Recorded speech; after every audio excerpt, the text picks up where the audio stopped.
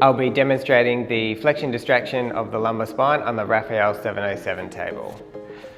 First of all, I come over to the LED screen over here. My traction is typically set between a 3 or a 4, and my flexion between a 3 or a 4. You can also use the hold function. That will either hold the flexion or the traction, depending on what you like to do. And also the hold for how many seconds. I typically do between a 1 or a 3 second hold, and counter roughly between 15 to 20, and I may do 3 cycles of that. So as you can see, the table will go out and down. You can stop the cycle at any time by hitting the stop button as well. So when we have the belt as well, we place in the bar here for putting the belt on. We turn this up. There's one on both sides. We place the belt on the patient's lumbar spine and we ratchet strap down. So I'll just demonstrate that now with the patient. Aaron, if you'd like to come on in for me, please.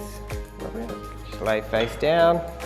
Perfect. We adjust the headpiece to patient comfortability. Lovely. And then we adjust the foot piece as well. We can put on the foot straps. Also, foot straps do not have to be used should you not want to. If the person is in acute pain, I tend to leave the foot straps off just so it's less aggravating for the patient. So I will do a couple first without the lumbar belt on.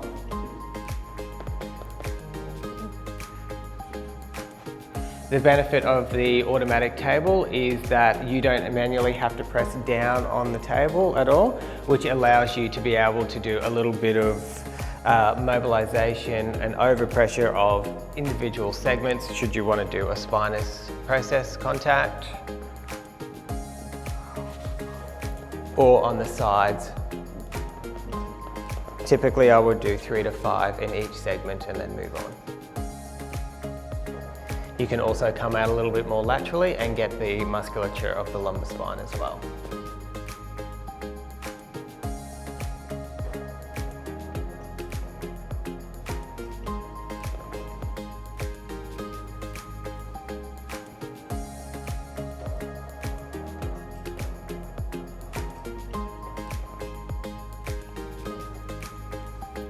I'll now demonstrate this with the lumbar belt.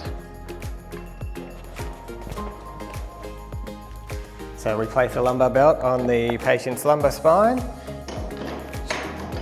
We place this into the ratchet.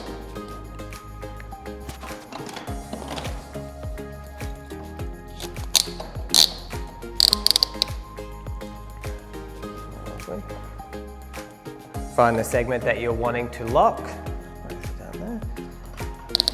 Tighten up the belt, and then you pull down on the 2 levers and that will slightly tighten it a little bit more. Lovely. And then you can tighten up a little bit more with the screw on the top.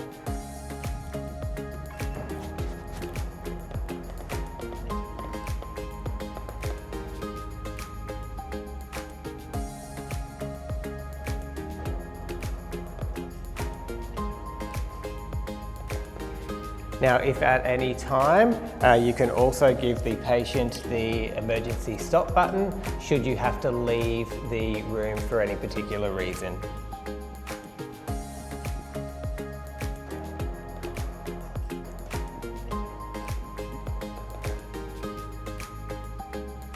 This is also a good opportunity to do some lateral flexion should you need any further mobilization laterally as well. So what we would do is we'd unlock the lateral flexion feature from lifting this handle here.